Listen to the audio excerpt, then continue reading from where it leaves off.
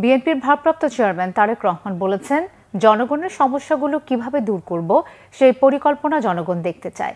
বক্তৃতা শুনতে শুনতে তারা বিরক্ত। তাদের জন্য কি করা হবে সেটি তারা সঠিকভাবে জানতে চায়।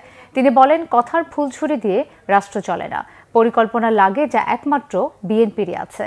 রাজধানীর খামারবাড়িতে কৃষিবিদ ইনস্টিটিউটে বিএনপি আয়োজিত দেশ গড়ার আলোচনার তৃতীয় দিনে তিনি একথা বলেন। জনগণ আমাদের কাছে প্রত্যাশা করে যে আমরা কিভাবে দেশকে পরিচালনা করব, আমরা জনগণের সমস্যাগুলোকে কিভাবে আমরা মিট আপ করবো, জনগণের সমস্যাগুলোকে কিভাবে আমরা অ্যাড্রেস করব, পুরা পরিকল্পনা জনগণ আমাদের কাছে দেখতে চায়। বিভিন্ন জনের বিভিন্ন ট্র্যাক রেকর্ড অতীতে আমরা দেখেছি, এবং তাদের কাছে কোনো প্ল্যান নাই।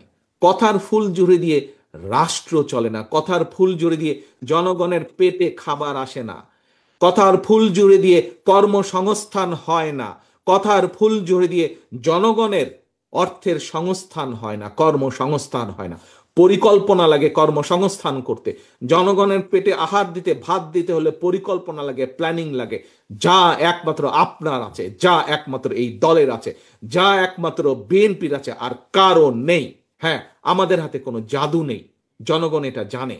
জনগণ দেখতে চায় যে বিএনপি করছে কিনা, করবে কিনা। বিএনপি ইনশাল্লাহ যদি আমরা 40% ইনশাল্লাহ করতে পারি, সেটি জনগণ ইনশাল্লাহ আমাদেরকে, আমি বিশ্বাস করি দৃঢ়ভাবে যে জনগণ আমাদের পক্ষে এসে দাঁড়াবে। আজ দেশের স্বাধীনতা বলেন, সার্বভৌমত্ব বলেন, গণতন্ত্র বলেন, সবকিছু নির্ভর করছে বাংলাদেশ জাতীয়তাবাদী দলের উপরে। আমরা যদি জনগণকে ঐক্যবদ্ধ করতে পারি, এই দেশে গণতন্ত্র ফিরে আসবে। এই দেশকে আমরা ষড়যন্ত্র থেকে রক্ষা করতে পারবো।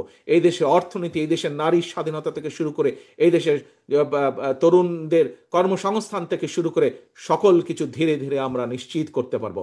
যদি আমরা ঐক্যবদ্ধ করতে দেশকে না পারি, জনগণকে ঐক্যবদ্ধ করতে না পারি, জনগণকে সাথে রাখতে না পারি, এই দেশের অস্তিত্ব নিয়ে ভবিষ্যতে প্রশ্ন দেখা দিবে।